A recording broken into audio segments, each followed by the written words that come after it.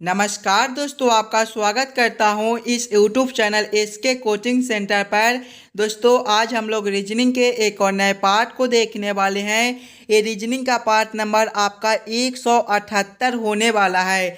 अगर आप लोग इससे पहले वाले पार्ट नहीं देखे होंगे तो ज़रूर जाकर देख लीजिएगा। इस पार्ट के अंदर आज हम लोग रीजनिंग के 16 अलग अलग प्रकार के इम्पोर्टेंट प्रश्न को देखने वाले हैं, जो कि आपको आने वाले आगामी सभी परीक्षाओं के लिए काफ़ी महत्वपूर्ण होने वाला है। सभी प्रश्न काफ़ी इम्पोर्टेंट प्रश्न है, तो सभी प्रश्न को पहले आप लोग खुद से ज़रूर सॉल्व करने की कोशिश कीजिएगा। अभी आपको एग्जाम में कुछ इसी प्रकार के प्रश्न पूछे जाते हैं। तो चलिए हम लोग 1 नंबर क्वेश्चन की ओर चलते हैं। ये रहा क्वेश्चन नंबर 1। क्वेश्चन नंबर 1 आपको कह रहा है, नीचे दिए गए प्रश्न में संबंधित संख्या को चुनिए। संबंधित संख्या चुनने के लिए बोला जा रहा है। ये जो प्रश्न है ये आपका नंबर एनालॉजी रीजनिंग का प्रश्न है। प्रश्न आपको कह रहा है, जिस प्रकार से 431 का संबंध 12 के साथ है, उसी प्रकार से आप लोगों से पूछ रहा है 345 का संबंध कौन सा संख्या के साथ होगा, जो इस वाले क्वेश्चन मार्क पे भरे जाएंगे। जब भी आपको इस प्रकार के नंबर एनालॉजी रीजनिंग के प्रश्न देखने को मिले तो सबसे पहले आप लोग ये समझने की कोशिश कीजिएगा 431 से हम लोग 12 किस प्रकार से ला सकते हैं। 431 को हम लोग क्या करेंगे ताकि हमारा 12 बन जाए, उसी प्रकार से हम लोग सोचेंगे 345 से हमारा कौन सा संख्या बनेगा जो इस वाले क्वेश्चन मार्क पे भरे जाएंगे। सभी बच्चे पहले अपना दिमाग लगाइएगा। 431 से हम लोग 12 किस प्रकार से ला सकते हैं। अगर आप लोग ध्यान से देखिएगा 431 को, तो 431 जो है ये आपका 4, 3 और 1 से मिलकर बनता है। अगर हम लोग 431 के सभी संख्याओं को आपस में गुना कर लेते हैं, यानी कि 4 गुना 3 करेंगे तो 12, और 12 गुना 1 जो है ये आपका 12 ही होता है। देखिए यहाँ पर आपका 12 दिया गया है। उसी प्रकार से 345 को देखिएगा तो 345 जो है ये आपका 3, 4, 5 से मिलकर बनता है। इसके भी सभी संख्याओं को हम लोग आपस में गुना कर लेंगे। 3 गुना 4 करेंगे तो 12, और 12 गुना 5 जो है ये आपका 60 होता है। 60 आपका ऑप्शन नंबर बी में दिया गया है, जो कि आपका सही उत्तर बनता है। इस वाले क्वेश्चन मार्क पे आपका 60 भरा जाएगा। क्लियर है। चलिए अगले प्रश्न की ओर हम लोग चलेंगे, क्वेश्चन नंबर 2 की ओर। ये रहा क्वेश्चन नंबर 2। क्वेश्चन नंबर 2 आपको कह रहा है, नीचे दिए गए प्रश्न में संबंधित शब्द को चुनिए। इस बार आपको संबंधित शब्द चुनने के लिए बोला जा रहा है। प्रश्न आपको कह रहा है, जिस प्रकार से समुद्र का संबंध किनारा के साथ है, उसी प्रकार से आप लोगों से पूछ रहा है नदी का संबंध कौन सा शब्द के साथ होगा, जो इस वाले क्वेश्चन मार्क पे भरे जाएंगे। सबसे पहले आप लोग ये समझने की कोशिश कीजिएगा समुद्र से किनारा आपका किस प्रकार से लिखा हुआ है, समुद्र से किनारा आपका किस प्रकार से संबंधित है, उसी प्रकार से आप लोग सोचिएगा नदी से आपका कौन सा शब्द बनेगा जो इस वाले क्वेश्चन मार्क पे भरे जाएंगे। अगर आप लोग ध्यान से देखिएगा तो समुद्र से सटे हुए भाग को हम लोग किनारा कहते हैं, उसी प्रकार से नदी से सटे हुए भाग को हम लोग क्या कहते हैं, तट कहते हैं। तट आपका ऑप्शन नंबर देखिएगा तो डी में दिया गया है, जो कि आपका सही उत्तर बनता है। जिस प्रकार से समुद्र से किनारा संबंधित है, उसी प्रकार से आपका नदी से तट संबंधित होगा। क्लियर है। चलिए अगले प्रश्न की ओर हम लोग चलेंगे, क्वेश्चन नंबर 3 की ओर। ये रहा क्वेश्चन नंबर 3। क्वेश्चन नंबर 3 आपको कह रहा है, नीचे दिए गए प्रश्न में लुप्त संख्या ज्ञात करें। इस बार आपको मिसिंग नंबर से रिलेटेड प्रश्न दिया गया है। यहाँ पर आपका क्वेश्चन मार्क है। इस वाले क्वेश्चन मार्क पे आपका कौन सा संख्या भरा जाएगा, ये आप लोगों से पूछ रहा है। इस वाले पार्ट में आपको जितने भी प्रश्न कराए जाएंगे वो सारे प्रश्न आपको आने वाले आगामी सभी परीक्षाओं के लिए काफ़ी इम्पोर्टेंट होने वाला है। तो सभी प्रश्न को पहले आप लोग खुद से ज़रूर सॉल्व करने की कोशिश कीजिएगा। ध्यान से देखिएगा तो आपका यहाँ पर क्वेश्चन मार्क है और इस लाइन से देखिए आपका बड़ा बड़ा संख्या दिया गया है। 196 है, 121 है, 144 है और 225 है। जब भी आपको इस प्रकार के मिसिंग नंबर से रिलेटेड प्रश्न देखने को मिले तो ऐसे प्रश्न को पहले आप लोग इस लाइन से सॉल्व करने की कोशिश कीजिएगा। पहले आप लोग ये समझने की कोशिश कीजिएगा 2, 3, 4 और 5 से हम लोग 196 किस प्रकार से ला सकते हैं। सभी बच्चे अपना दिमाग लगाइएगा। 2, 3, 4 और 5 से हम लोग 196 किस प्रकार से ला सकते हैं। अगर आप लोग ध्यान से देखिएगा 196 को तो ये जो है ये आपका 14 का स्क्वायर होता है।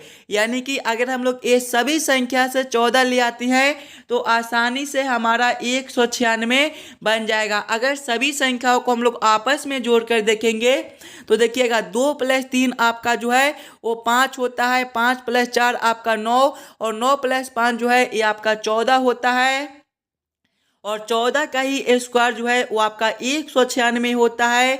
196 आपका नीचे दिया गया है। उसी प्रकार से आगे देखिएगा तो 3 + 1 आपका 4 होता है, 4 + 2 आपका 6 और 6 + 5 जो है ये आपका 11 होता है और 11 का स्क्वायर आपका 121 होता है। 121 आपका नीचे दिया गया है। उसी प्रकार से आगे देखिएगा तो 4 + 4 करेंगे तो 8, 8 + 2 आपका 10 और 10 + 2 जो है ये आपका 12 होता है और 12 का जो स्क्वायर है वो आपका 144 होता है।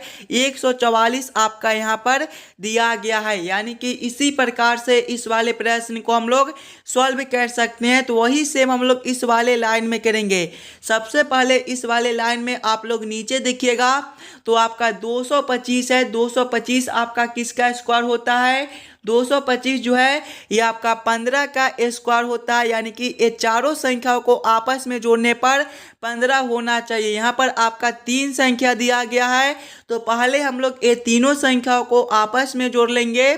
2 + 6 करेंगे तो 8 और 8 + 2 जो है ये आपका 10 होता है। अब हम लोग 10 में कौन सा संख्या को जोड़ेंगे ताकि हमारा 15 हो जाए और 15 का जो स्क्वायर होता है वो आपका 225 होता है। 225 आपका नीचे दिया गया है। 10 + 5 जो है ये आपका 15 होता है और 15 का स्क्वायर आपका 225। 225 आपका देखिएगा तो नीचे दिया गया। यानी कि इस वाले क्वेश्चन मार्क पे आपका 5 भरा जाएगा। 5 + 2 आपका 7 होता है, 7 + 6 आपका 13 और 13 + 2 आपका 15 और 15 का स्क्वायर 225 नीचे आपका दिया गया है। 5 आपका ऑप्शन नंबर बी में दिया गया है जो कि आपका सही उत्तर बनता है। चलिए अगले प्रश्न की ओर हम लोग चलेंगे, क्वेश्चन नंबर 4 की ओर।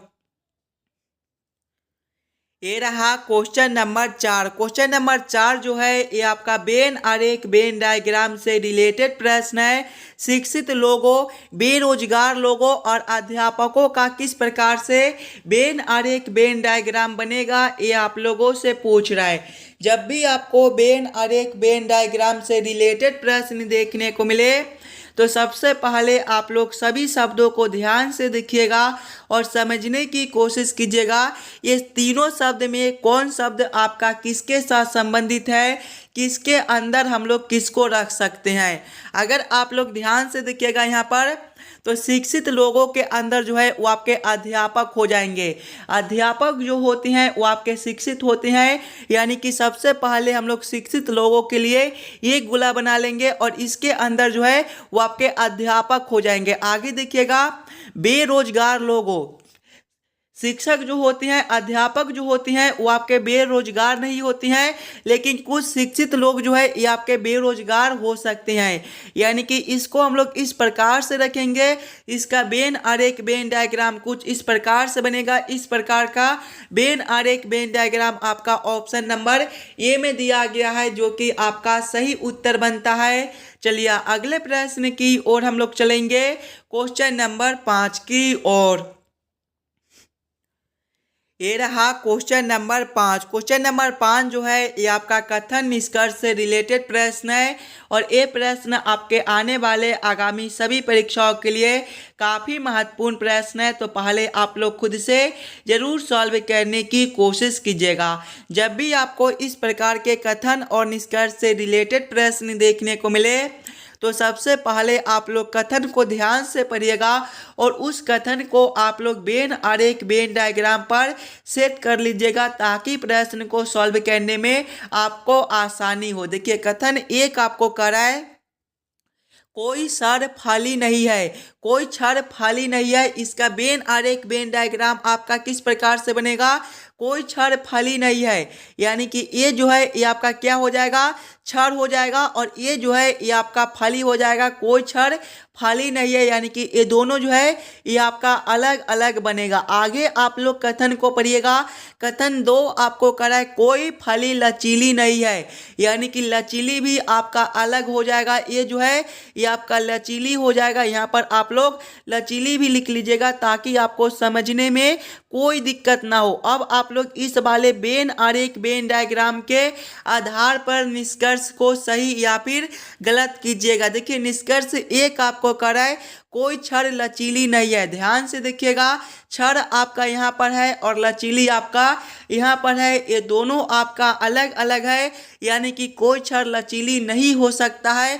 ये निष्कर्ष आपका सही बनता है।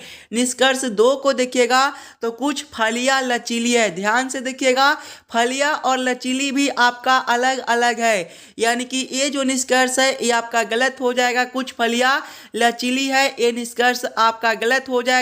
कुछ फलियां लचीली नहीं है, ये आपका सही बनता। लेकिन यहाँ पर देखिएगा कुछ फलियां लचीली लिखा हुआ है, यानी कि ये निष्कर्ष आपका गलत हो जाता है। केवल निष्कर्ष एक आपका सही बनता है। केवल निष्कर्ष एक को आपका ऑप्शन नंबर डी में निकाला गया है, यानी कि क्वेश्चन नंबर 5 का आपका ऑप्शन नंबर डी जो है सही उत्तर बनता है। चलिए अगले प्रश्न की ओर हम लोग चलेंगे, क्वेश्चन नंबर 6 की ओर। ये रहा क्वेश्चन नंबर 6। क्वेश्चन नंबर 6 आपको कह रहा है, नीचे दिए गए प्रश्न आकृति का दर्पण छवि चुनिए। यहाँ पर आपका एक प्रश्न आकृति दिया गया है, कुछ इस प्रकार का आपका प्रश्न आकृति है और प्रश्न आप लोगों से पूछ रहा है इस वाले प्रश्न आकृति का किस प्रकार से दर्पण प्रतिबिंब बनेगा। दर्पण प्रतिबिंब में क्या होता है दोस्तों कि बाएं वाले जो आपके आकृति होते हैं वो आपके उलटकर दाएं में चले जाती हैं और दाएं वाले आकृति आपके उलटकर बाएं में चले आती हैं। लेकिन यहाँ पर देखिएगा तो दर्पण जो है ये आपके कुछ इस प्रकार से दिया गया है, यानी कि ये जो प्रश्न आकृति है ये आपका ऊपर से नीचे और नीचे से ऊपर की ओर उलट जाएगा। यानी कि जब हम लोग इस वाले प्रश्न आकृति को इस प्रकार से उलटेंगे तो आपका किस प्रकार का आकृति बनेगा। सबसे पहला जो आपका ये वाला गोला है ये आपका उलटने के बाद अब यहाँ पर हो जाएगा कुछ इस प्रकार से। उसके बाद जो ये वाला गोला आपका यहाँ पर है ये आपका उलटने के बाद अब कुछ इस प्रकार से हो जाएगा और ये जो गोला आपका ऊपर दिया गया है वो आपका यहाँ पर हो जाएगा कुछ इस प्रकार से। इस प्रकार का उत्तर आकृति आपका कौन सा ऑप्शन में दिया गया है, ऑप्शन डी में आपका कुछ इस प्रकार का उत्तर आकृति दिया गया है जो कि आपका सही उत्तर बनता है। इस वाले प्रश्न आकृति का सही दर्पण प्रतिबिंब आपका ऑप्शन नंबर डी में दिया गया है। चलिए अगले प्रश्न की ओर हम लोग चलेंगे, क्वेश्चन नंबर 7 की ओर। ये रहा क्वेश्चन नंबर 7। क्वेश्चन नंबर 7 आपको कह रहा है, एक विशिष्ट कोड भाषा में सन को 108 तथा मून को 114 लिखा जाता है। इस कोड भाषा में स्टार को किस प्रकार लिखा जाएगा, ये आप लोगों से पूछ रहा है। ये जो प्रश्न है ये आपका कोडिंग डिकोडिंग से रिलेटेड प्रश्न है और इस प्रकार के भी प्रश्न आपको एग्जाम में बार बार पूछे जाते हैं। तो पहले आप लोग खुद से ज़रूर सॉल्व करने की कोशिश कीजिएगा। सबसे पहले आप लोग ये समझने की कोशिश कीजिएगा सन से आपका 108 किस प्रकार से लिखा हुआ है, मून से आपका 114 किस प्रकार से लिखा हुआ है। उसी प्रकार से आप लोग सोचिएगा स्टार से आपका क्या कोड बनेगा। ध्यान से देखिएगा, पहले आपका सन है, सन जो है ये आपका SUN से मिलकर बनता है। सभी बच्चे अपना दिमाग लगाइएगा। SUN से हम लोग 108 किस प्रकार से ला सकते हैं? अगर हम लोग सन के सभी अक्षर के ABCD के क्रमानुसार लिखेंगे तो एस जो है ये आपका 19वें नंबर पर होता है, यू आपका 21वें पर होता है और एन जो है ये आपका 14वें पर होता है। सभी को आपस में जोड़िएगा। 19 प्लस 21 आपका 40 और 40 प्लस 14 जो है ये आपका 54 होता है। लेकिन यहाँ पर देखिएगा 108 है, यानी कि हम लोग 54 गुना 2 कर देते हैं तो ये आपका 108 बनता है। उसी प्रकार से मून को देखिएगा तो मून जो है ये आपका MOON से मिलकर बनता है। इसके भी सभी अक्षर को पहले हम लोग ABCD के क्रमानुसार लिखेंगे। देखिए एम जो है ये आपका 13वें पर होता है, ओ जो है ये आपका 15वें पर होता है, फिर से ओ है तो फिर से 15 होगा। उसके बाद एन है, एन आपका 14वें पर होता है। सभी को आपस में जोड़िएगा। 15 प्लस 13 प्लस 15 जो है ये आपका 28 होता है।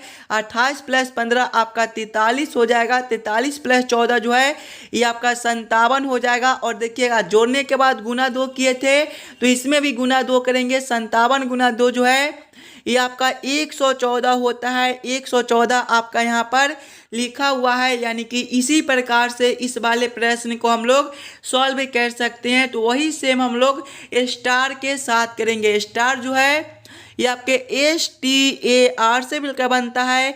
इसके भी सभी अक्षर को पहले हम लोग ABCD के क्रमानुसार लिखेंगे।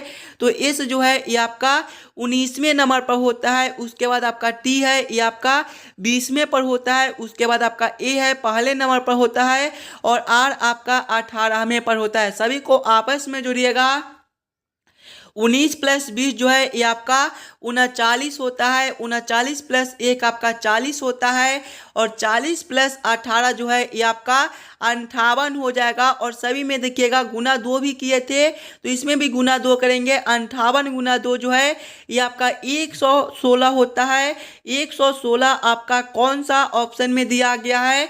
58 गुना 2 जो है ये आपका 116 होता है। 116 आपका ऑप्शन नंबर बी में दिया गया है, जो कि आपका सही उत्तर बनता है। चलिए अगले प्रश्न की ओर हम लोग चलेंगे, क्वेश्चन नंबर 8 की ओर। ये रहा क्वेश्चन नंबर 8। क्वेश्चन नंबर 8 आपको कह रहा है नीचे दिए गए श्रृंखला को पूरा करें। इस बार आपको श्रृंखला सीरीज से रिलेटेड प्रश्न दिया गया है। एक श्रृंखला सीरीज दिया हुआ है और यहाँ पर क्वेश्चन मार्क है। इस वाले क्वेश्चन मार्क पे आपका कौन सा संख्या भरा जाएगा ये आप लोगों से पूछ रहा है। ये भी प्रश्न आपके लिए काफ़ी इम्पोर्टेंट प्रश्न है। तो पहले आप लोग श्रृंखला सीरीज को ध्यान से देखिएगा और खुद से ज़रूर सॉल्व करने की कोशिश कीजिएगा। अगर आप लोग ध्यान से देखिएगा श्रृंखला सीरीज को तो देखिए पहले आपका -4 दिया गया है। -4 के आगे आपका क्वेश्चन मार्क दिया गया है। क्वेश्चन मार्क के आगे आपका 1 है। 1 के आगे आपका 3.5 है। 3.5 के आगे आपका 6 है और 6 के आगे आपका 8.5 है। अगर आप लोग ध्यान से देखिएगा इस वाले श्रृंखला सीरीज को तो ये जो श्रृंखला सीरीज है ये आपका ऊपर की ओर बढ़ रहा है। देखिएगा पहले आपका -4 है, इसके आगे क्वेश्चन मार्क है।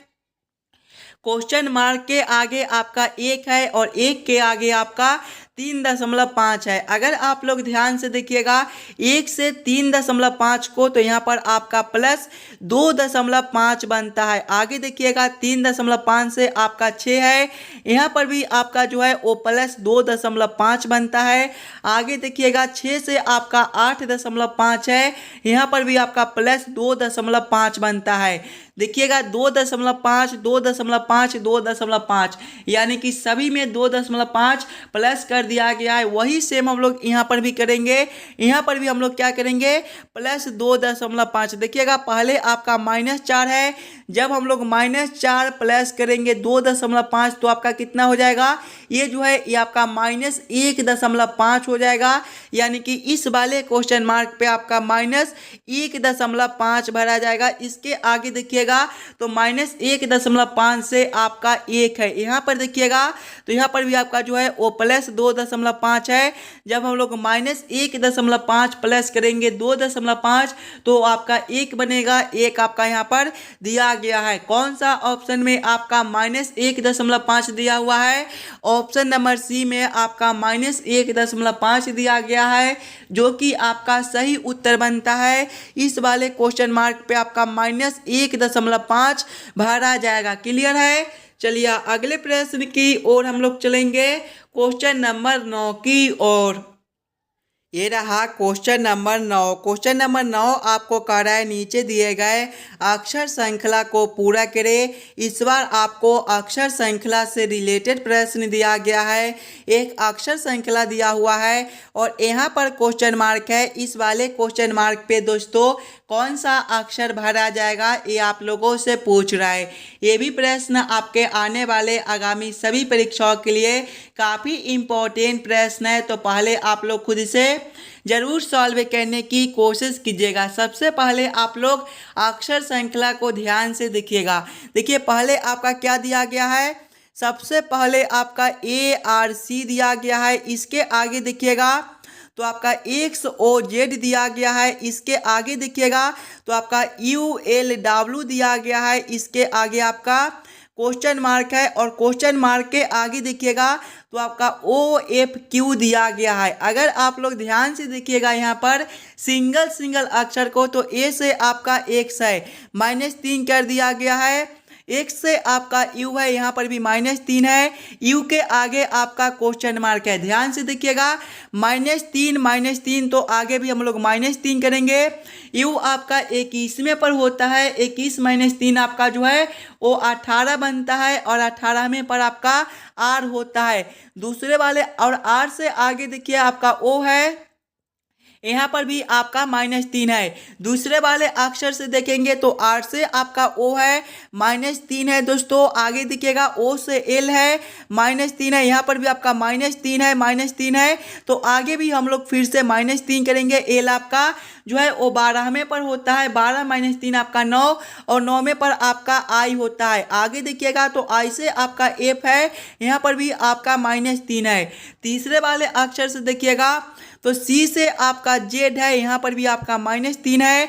Z से आपका W है, -3 है। ध्यान से देखिएगा -3 तो आगे भी हम लोग -3 करेंगे।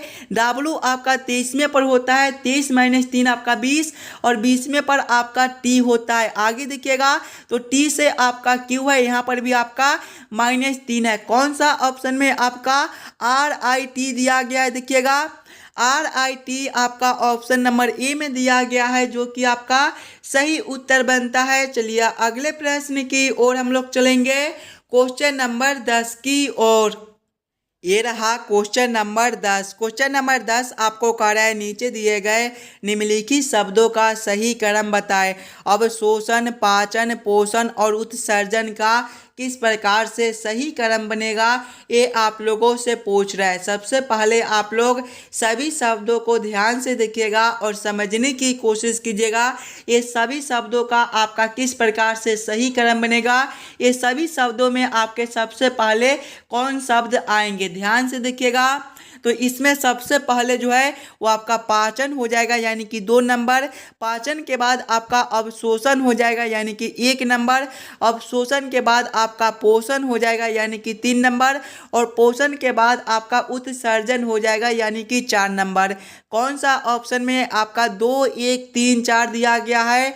2, 1, 3, 4 आपका ऑप्शन नंबर बी में दिया गया है, जो कि आपका सही उत्तर बनता है। ये सभी शब्दों का जो सही क्रम है वो आपका ऑप्शन नंबर बी में दिया गया है। चलिए अगले प्रश्न की ओर हम लोग चलेंगे, क्वेश्चन नंबर 11 की ओर। ये रहा क्वेश्चन नंबर 11। क्वेश्चन नंबर 11 आपको कह रहा है एक मनुष्य पूरब की ओर चलना आरंभ करता है। 75 मीटर चलने के पश्चात वह अपनी बाईं ओर मुड़कर सीधे 25 मीटर चलता है। वह फिर बाईं ओर मुड़ता है और सीधे 40 मीटर की दूरी तय करता है। फिर बाईं ओर मुड़कर 25 मीटर की दूरी तय करता है। वह आरंभिक स्थान से कितनी दूर है, ये आप लोगों से पूछ रहा है। ये भी प्रश्न आपके आने वाले आगामी सभी परीक्षाओं के लिए काफ़ी महत्वपूर्ण प्रश्न है। और जब भी आपको इस प्रकार के रीजनिंग के प्रश्न देखने को मिले तो इसके लिए आप लोग सबसे पहले आप लोग ये याद कर लीजिएगा, दिशा में जो है वो आपका पूरब ए वाला दिशा होता है। पश्चिम देखिएगा तो आपका ए वाला दिशा होता है। उत्तर आपका ऊपर की ओर होता है और दक्षिण जो है वो आपका नीचे की ओर होता है। अब आप लोग प्रश्न को ध्यान से पढ़िएगा और समझने की कोशिश कीजिएगा। एक मनुष्य पूरब की ओर चलना आरंभ करता है। पूरब आपका कौन सा दिशा है? ए वाला दिशा है। यानी कि एक मनुष्य पूरब की ओर चलना आरंभ करता है 75 मीटर चलने के पश्चात, यानी कि वह 75 मीटर जो है वो पूरब की ओर चलता है। ये आपका कितना है? 75 मीटर है। आगे प्रश्न को पढ़िएगा। पश्चात वह अपनी बाईं ओर मुड़कर सीधे 25 मीटर चलता है। यानी कि यहाँ से वह बाईं ओर मुड़ता है और सीधे 25 मीटर चलता है। ये आपका क्या हो जाएगा? 25 मीटर हो जाएगा। जब वह बाईं ओर मुड़ेगा तो उसका दिशा जो है उत्तर की ओर हो जाएगा। आगे प्रश्न को पढ़िएगा। वह फिर बाईं ओर मुड़ता है और सीधे 40 मीटर की दूरी तय करता है। यानी कि फिर से वह बाईं ओर मुड़ता है और सीधे 40 मीटर की दूरी तय करता है। जब यहाँ से वह बाईं ओर मुड़ेगा तो उसका दिशा जो है वो पश्चिम की ओर हो जाएगा। यानी कि ए वाला दिशा में वह कितना चलता है? 40 मीटर चलता है। आगे प्रश्न को पढ़िएगा। 40 मीटर की दूरी तय करता है, फिर बाईं ओर मुड़कर 25 मीटर की दूरी तय करता है। यानी कि यहाँ से वह फिर से बाईं ओर मुड़ता है और कितना चलता है? 25 मीटर चलता है। जब यहाँ से वह बाईं ओर मुड़ेगा तो उसका दिशा जो है वो दक्षिण की ओर हो जाएगा। यानी कि दक्षिण की ओर वह कितना चलता है? 25 मीटर चलता है। अब आप लोगों से क्या पूछ रहा है? वह आरंभिक स्थान से कितनी दूर है। यानी कि यहाँ से वह चलना शुरू किया था और यहाँ तक चलकर आया है। यहाँ से लेकर यहाँ तक का दूरी आप लोगों से पूछ रहा है। ध्यान से देखिएगा तो ये जो आपका पूरा दूरी दिया गया है ये आपका 75 मीटर है। और ऊपर देखिएगा यहाँ से लेकर यहाँ तक का जो दूरी है वो आपका 40 मीटर है। यानी कि जब हम लोग 75 माइनस करेंगे 40 तो आपका कितना हो जाएगा? 35। यानी कि जो है यहाँ से लेकर यहाँ तक का जो दूरी है वो आपका 35 मीटर बनता है। 35 मीटर आपका कौन सा ऑप्शन में दिया गया है? देखिएगा 35 मीटर आपका ऑप्शन नंबर बी में दिया गया है, जो कि आपका सही उत्तर हो जाएगा। चलिए अगले प्रश्न की ओर हम लोग चलेंगे, क्वेश्चन नंबर 12 की ओर। ये रहा क्वेश्चन नंबर 12। क्वेश्चन नंबर 12 आपको करा यदि P जोड़ को दर्शाता है, Q घटाव को, R भाग को और S गुना को, तो 18 S 36 R 12 Q 6 P 7 बराबर क्वेश्चन मार्क। इस वाले क्वेश्चन मार्क पे आपका कौन सा संख्या भरा जाएगा ये आप लोगों से पूछ रहा है। सबसे पहले आप लोग प्रश्न को ध्यान से पढ़िएगा और समझने की कोशिश कीजिएगा प्रश्न आपको क्या कह रहा है। देखिए प्रश्न आपको कह रहा है कि P जो है वो जोड़ को दर्शाता है। यानी कि इस वाले समीकरण में जहाँ पर आपका P दिया गया है वहाँ पर हम लोग जोड़ को रखेंगे। Q घटाव को दर्शाता है, यानी कि Q के जगह पे घटाव को रखेंगे। R भाग को दर्शाता है, R के जगह पे हम लोग भाग को रखेंगे। और S गुना को दर्शाता है, S के जगह पे गुना को रखकर इस वाले समीकरण को हम लोग हल कर लेंगे। सबसे पहले देखिएगा आपका 18 S 36 दिया गया है। S किसको दर्शाता है? गुना को, यानी कि यहाँ पर आपका गुना 36 बनेगा। उसके बाद आपका R है, R भाग को दर्शाता है यहाँ पर, यानी कि यहाँ पर आपका भागा 12 हो जाएगा। उसके बाद आपका Q है, Q घटाव को दर्शाता है तो घटाव 6 हो जाएगा। उसके बाद P है, P जोड़ को दर्शाता है तो यहाँ पर जोड़ 7 हो जाएगा। जब इस वाले समीकरण को हम लोग हल करेंगे तो सबसे पहले हम लोग भाग के काम करेंगे, उसके बाद गुना के, उसके बाद घटाव के और उसके बाद जोड़ के। पहले हम लोग भाग के काम करेंगे। देखिएगा 18 गुना करेंगे 36 भागा 12 आपका कितना हो जाएगा? 3 हो जाएगा। घटाव करेंगे 6, जोड़ करेंगे 7। यहाँ पर देखिएगा 18 गुना 3 कितना होता है, 54 होता है। 54 घटाव करेंगे 6, जोड़ करेंगे 7। 54 घटाव 6 आपका कितना हो जाएगा, 48 हो जाएगा। और 48 जोड़ 7 जो है ये आपका 55 होता है। 55 आपका ऑप्शन नंबर सी में दिया गया है, जो कि आपका सही उत्तर हो जाएगा। इस वाले क्वेश्चन मार्क पे दोस्तों आपका 55 भरा जाएगा। क्लियर है। चलिए अगले प्रश्न की ओर हम लोग चलेंगे, क्वेश्चन नंबर 13 की ओर। ये रहा क्वेश्चन नंबर 13। क्वेश्चन नंबर 13 आपको कह रहा है नीचे दिए गए प्रश्न आकृति को पूरा करें। यहाँ पर आपका एक प्रश्न आकृति दिया गया है और यहाँ पर आपका क्वेश्चन मार्क है। इस वाले क्वेश्चन मार्क पे आपका कौन सा आकृति भरा जाएगा, ये आप लोगों से पूछ रहा है। सबसे पहले आप लोग ये समझने की कोशिश कीजिएगा ये तीनों आकृति आपका किस प्रकार से संबंधित है। उसी प्रकार से आप लोग सोचिएगा इस वाले क्वेश्चन मार्क पे आपका कौन सा आकृति बनेगा। अगर आप लोग ध्यान से देखिएगा सबसे पहले ये दोनों आकृति को, तो ये दोनों आकृति आपका एक ही प्रकार का आकृति है। जब हम लोग ये वाले आकृति को 90 डिग्री घुमाएंगे तो ये जो है ये आपका कुछ इस प्रकार से आकृति बनेगा। उसी प्रकार से जब हम लोग इस वाले आकृति को जो है वो 90 डिग्री घुमाते हैं तो ये आपका कुछ इस प्रकार से आकृति बनता है। इसी प्रकार से दोस्तों जब हम लोग इस वाले आकृति को 90 डिग्री घुमाएंगे तो ये आपका किस प्रकार से आकृति बनेगा। ये जो आपका खंड इस प्रकार से दिया गया है ना, ये आपका 90 डिग्री घुमाने के बाद कुछ इस प्रकार से आपको दिखाई देंगे और ये जो है ये आपके कुछ इस प्रकार से रंगे हुए भाग हो जाएंगे। और ये जो आपका तीर का चिन्ह यहाँ पर है ये आपका ऊपर की ओर हो जाएगा कुछ इस प्रकार से, और ये जो आपका इधर है ये आपका इधर हो जाएगा इस प्रकार से। इस प्रकार का देखिएगा आपका उत्तर आकृति कौन सा ऑप्शन में दिया गया है। इस प्रकार का उत्तर आकृति आपका ऑप्शन नंबर बी में दिया गया है, जो कि आपका सही उत्तर बनता है। इस वाले क्वेश्चन मार्क पे आपका ऑप्शन नंबर बी वाला जो आकृति है वो भरा जाएगा। क्लियर है। चलिए अगले प्रश्न की ओर हम लोग चलेंगे, क्वेश्चन नंबर 14 की ओर।